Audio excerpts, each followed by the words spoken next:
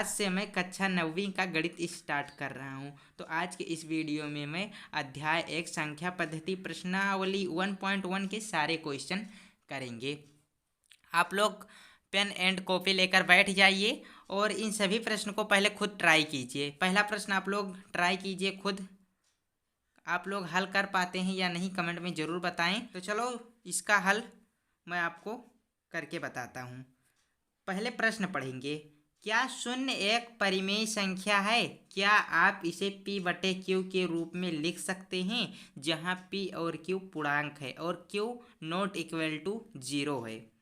आपको ये बताना है कि शून्य एक परिमेय संख्या है या नहीं है। क्या आप इसको p/q के रूप में लिख सकते हैं, यानी कि बटे के रूप में लिखा जा सकता है 0, या और क्या कहता है कि p और q पूर्णांक है। p और q पूर्णांक मतलब ये दोस्तों कि आप p और q के जगह पर कोई भी नंबर लिख सकते हैं। 1 2 3 4 5 6 7 8 9 इनमें से कोई भी नंबर आप लोग लिख सकते हैं, यही होता है पूर्णांक। जहाँ q नॉट इक्वल टू 0 यानी कि q 0 के बराबर नहीं है, यानी कि आप q के जगह पर 0 नहीं लिख सकते हैं, ये इसका मतलब है। ठीक, तो p/q के p के स्थान पर तो कोई भी अंक लिख सकते हैं। q 0 भी यहाँ पर लिखा जा सकता है और q के जगह पर 0 के बजाय कोई भी अंक हम लोग लिख सकते हैं। तो हम लोग क्या लिखेंगे भैया हल में, ध्यान से देखिएगा, ध्यान से समझिए।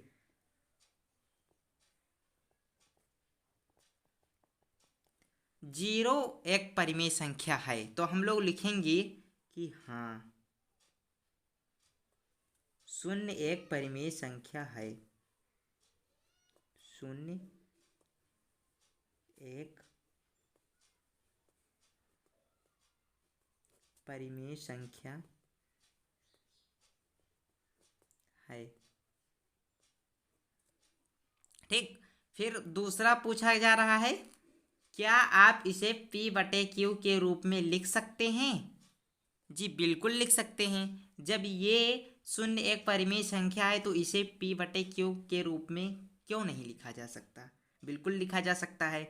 जो दोस्तों परिमेय संख्याएं होती हैं उन्हें p/q के रूप में हम लिख सकते हैं, आप ये ध्यान में रखना। इसे p/q के रूप में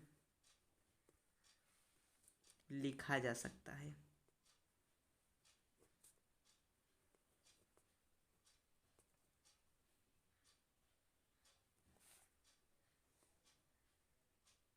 ठीक है, कोई उदाहरण भी मैं आपको बता देता हूँ। जैसे 0 0 है, ये है एक अपरिमेय संख्या, सॉरी परिमेय संख्या है। 0 परिमेय संख्या, तो इसे मैं p/q के रूप में लिखूँ। यहाँ पर 0 लिखते हैं और q के जगह पर 0 के बजाय कोई भी संख्या लिख देते हैं, जिसे 2 लिख देंगे। 2 लिख दिया तो ये हो गया इसका एग्जाम्पल। एक और 0 यहाँ पर लिखा, फिर यहाँ पर चलो 4 लिख देते हैं, ये हो गया। ठीक, तो इसी तरह आप लिख सकते हैं 0/5, 0/6, 0/7। लेकिन क्यू के जगह पर आप 0 नहीं लिख सकते, क्योंकि यहाँ पर आप लोग पहले क्वेश्चन में ही देख सकते हैं कि Q not equal to 0, Q 0 के बराबर नहीं है। तो पहला क्वेश्चन हमारा हो गया। चलो अब दूसरा क्वेश्चन देखते हैं। दूसरा क्वेश्चन कहता है 3 और 4 के मध्य 6 परिमेय संख्या ज्ञात कीजिए। 6 परिमेय संख्या ज्ञात कीजिए, यहाँ पर संख्याएं कर देते हैं। 6 परिमेय संख्याएं ज्ञात कीजिए। तो कैसे इसे ज्ञात करेंगे, आप लोग पहले इसे सॉल्व करने का प्रयास कीजिए। 3 और 4 के मध्य ज्ञात करना है, तो हम लोग क्या करेंगे भैया कि 3 और 4 दोनों में 7 से गुणा और 7 से भाग करेंगे। ऐसा क्यों? अब आप बोलेंगे सर ऐसा आपने क्यों बोल दिया, क्यों हम 7 से गुणा और 7 से भाग करेंगे इन दोनों में? तो देखो कितनी परिमेय संख्या ज्ञात करनी है, आप बोलेंगे 6 परिमेय संख्या ज्ञात करनी है। तो 6 और इसमें आप 1 जोड़ दीजिए, तब आप इसमें 1 जोड़ेंगे तो ये बन जाएगा 7। अब इसी 7 से क्या करना है, 3 में गुणा और भाग करना है, ऐसे ही 4 में गुणा और भाग करना है 7 से। समझ में आया? बिल्कुल समझ में आया होगा। पहले मैं लिख देता हूँ तो आपको और अच्छे से समझ में आ जाएगा। आप लोग मेरी बात को बहुत ध्यान से समझिएगा, तभी समझ में आएगा। जैसे अभी मैंने आपको बताया, एक बार और बता देता हूँ, जिनको नहीं समझ आया है एक बार वो ध्यान दीजिए। 3 और 4 के मध्य 6 परिमेय संख्याएं ज्ञात करनी है, ऐसा बोला गया है क्वेश्चन में। तो आपको 3 और 4 इन दोनों संख्याओं में 7 से गुणा और 7 से भाग करना है। अब आप बोलेंगे कि 7 से क्यों और किसी संख्या से क्यों नहीं कर सकती, तो मैं आपको बताता हूँ 7 से कैसे करना है, 7 से ही क्यों करना है। देखो यहाँ पर कितनी परिमेय संख्याएं ज्ञात करनी है? 6 परिमेय संख्याएं। जितनी भी परिमेय संख्याएं ज्ञात करनी हो वो अंक लीजिए, उसमें एक जोड़ दीजिए, बस उसी संख्या से गुणा और भाग कर दीजिए, ये करना है। ठीक है, तो इसमें 6 में एक जोड़ेंगे तो 7 हो जाएगा, तो 7 से गुणा इसमें करेंगे और भाग भी करेंगे, इसी तरह इसमें गुणा और भाग करेंगे, बस इसके बीच की परिमेय संख्या हमको आसानी से पता चल जाएगी। तो चलो आगे क्या करेंगे वो मैं बताता हूँ, इसका हल क्या रहेगा। ये किसका साइन होता है? इसलिए का साइन होता है, ये इसलिए का साइन होता है। जिस तरह क्वेश्चन में बोला गया है वही स्टेप हम लोग फॉलो करेंगे। 3 में क्या करेंगे? 3 में गुणा करेंगे 7 का, इसी तरह 3 में भाग करेंगे 7 का, फिर कितना आएगा? 7 त्रिक 21, 21/7, और इसी तरह हम लोग 4 में भी करेंगे। 4 में 7 से गुणा 7 से भाग, कितना आया? 7 चौक 28, 28/7। अब देखो, अब 3 और 4 के मध्य की परिमेय संख्याएं,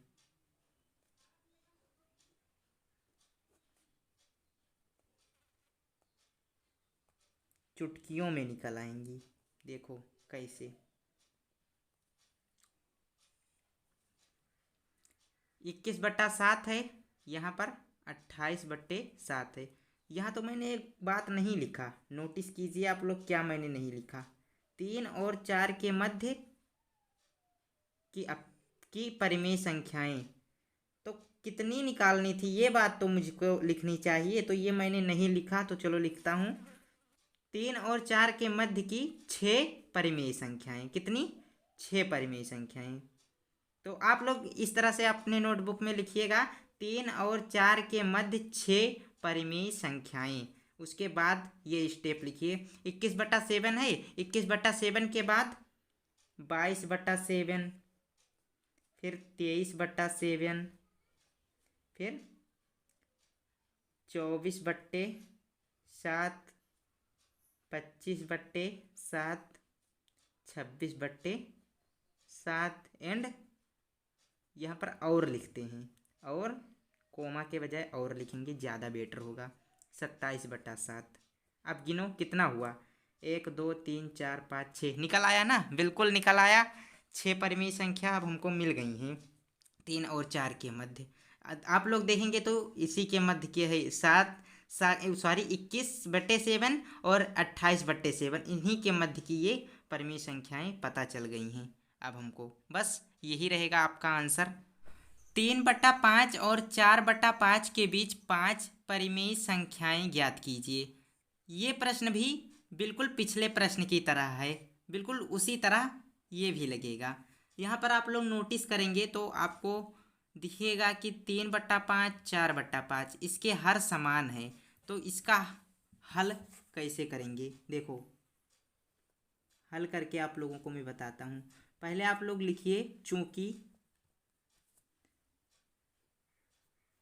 3/5 और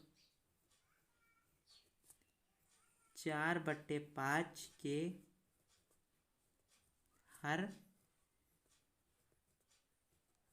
समान है। ये लिख दिया, लिखा ना ये। बस अब जिस तरह उस प्रश्न को आपने किया था या मैंने किया था, मैंने जिस तरह उसको किया था, बस उसी स्टेप को आपको फॉलो करना है।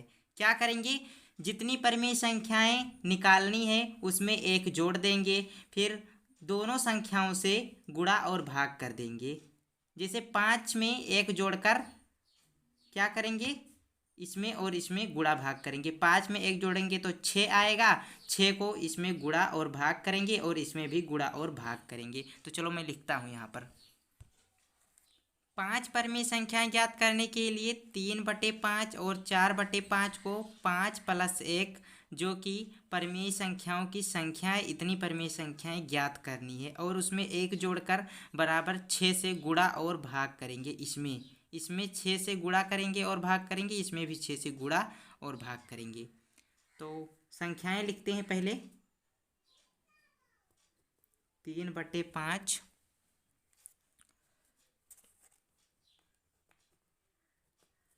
3/5 ये संख्या है, इसमें 6 से गुणा और 6 से भाग कर देते हैं।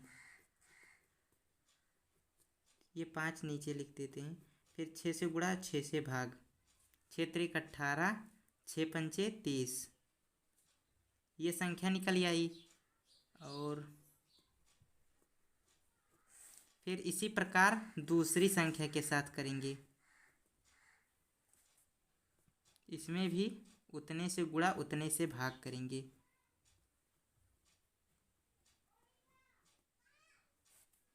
तो ये 6 चौक 24 और 6 पंचे 30। अब इसके बीच की परिमेय संख्याएं हमें पता चल जाएंगी। अभी 3/5 और 4/5 के मध्य की 5 परिमेय संख्याएं।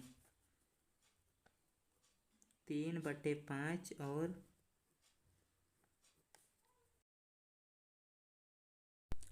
3/5 और 4/5 के मध्य की 5 परिमेय संख्याएं इस संख्या और इस संख्या से पता चल जाएगा।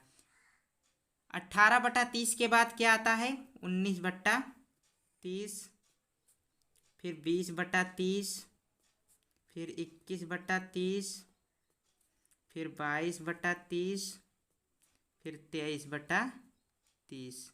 1 2 3 4 5 परिमेय संख्याएं आपकी निकल आई, जो कि इसका आंसर है। 3/5 और 4/5 के बीच की 5 परिमेय संख्याएं आपके सामने हैं। नीचे दिए गए कथन सत्य हैं या असत्य, कारण के साथ अपने उत्तर दीजिए। प्रत्येक प्राकृत संख्या एक पूर्ण संख्या होती है, यह कथन सत्य है क्योंकि सभी प्राकृत संख्या पूर्ण संख्याओं में समाहित होती हैं। जो दोस्तों प्राकृत संख्याएं होती हैं 1 2 3 4, ये पूर्ण संख्याओं 1 2 3 4 में समाहित होती हैं। जो पूर्ण संख्याएं होती हैं इन्हीं में प्राकृत संख्याएं भी आती हैं, इसलिए ये कथन क्या हो जाएगा, सत्य हो जाएगा। दूसरा है प्रत्येक पूर्णांक एक पूर्ण संख्या होती है, यह कथन तो बिल्कुल असत्य है क्योंकि दोस्तों ऋणात्मक पूर्णांक पूर्ण संख्याओं में समाहित नहीं है। पूर्ण संख्याओं में सिर्फ पॉजिटिव वाले आते हैं, धनात्मक वाले तो ऋणात्मक पूर्णांक इसमें नहीं आ सकते, इसलिए ये अलग है, पूर्ण संख्या अलग है और पूर्णांक अलग हैं, ये एक नहीं होती हैं, तो ये कथन असत्य हो जाएगा। प्रत्येक परिमेय संख्या एक पूर्ण संख्या होती है, ये कथन भी असत्य है क्योंकि परिमेय संख्याओं के संग्रह में भिन्न एवं दशमलव संख्याएं दोनों होती हैं, जो पूर्ण संख्याओं के संग्रह में समाहित नहीं है। परिमेय संख्याओं में आप देखेंगे तो भिन्न भी मिलेगा, दशमलव भी मिलेगा, ये दोनों संख्याएं मिलेंगी आपको, लेकिन पूर्ण संख्याओं में ऐसा नहीं होता है, ये संख्या आपको नहीं देखने को मिलेंगी। इस प्रकार प्रत्येक परिमेय संख्या एक पूर्ण संख्या नहीं होती है, ये कथन आपका असत्य हो जाएगा। क्या हो जाएगा, असत्य हो जाएगा। तो बस आज के वीडियो में इतना ही दोस्तों, मिलते हैं अगले वीडियो में। कैसी लगी वीडियो आप कमेंट में ज़रूर बताएं। अगर आपको कोई क्वेश्चन समझ ना आया हो तो ये भी हमें कमेंट करके ज़रूर बताएं, तो मैं अगली वीडियो में आपको समझाने का प्रयास करूंगा जो क्वेश्चन समझ नहीं आए हैं। अगली वीडियो से मैं आपको अच्छे से समझाऊंगा अगर आप कमेंट करेंगे तो। अगर आपके समझ में नहीं आता है तब कमेंट कीजिए, और समझ में आता है तो ये भी बताइए कि हाँ समझ में आता है, जिससे मुझे मोटिवेशन मिले ताकि मैं आपके लिए और वीडियो ला सकूं। मोटिवेशन बहुत ही इम्पोर्टेंट होता है लाइफ में, ठीक। तो आप लोग मुझे मोटिवेट कीजिए, साथ में आप लोग भी हमेशा मोटिवेट रहिए, फुल मोटिवेशन के साथ पढ़ाई कीजिए आप लोग। चलो मिलते हैं अगले वीडियो में। Take care and good bye.